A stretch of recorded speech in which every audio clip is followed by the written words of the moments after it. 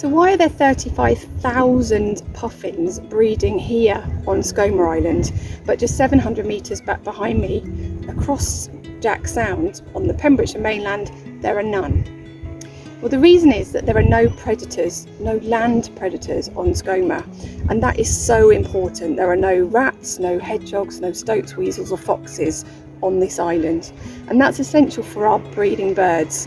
So lots of our seabirds like puffins and manx shearwaters nest underground in burrows, and then other birds nest on the surface of the island, so things like gulls, oyster catchers, curlews, and all of those birds would be extremely vulnerable if there was an introduced predator like a rat, which could easily take eggs and chicks from those breeding birds. You can see how important that is. If we look at Ramsay Island, which is just to the north of Skomer across St Bride's Bay, Ramsay lost all of its breeding puffins entirely. They are now extinct on Ramsay because in the middle of the 1800s, brown rats unfortunately arrived there from shipwrecks.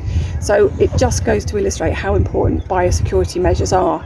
And we have really strict biosecurity measures here on Skomer and Skomer Islands to ensure that predators just can't come ashore.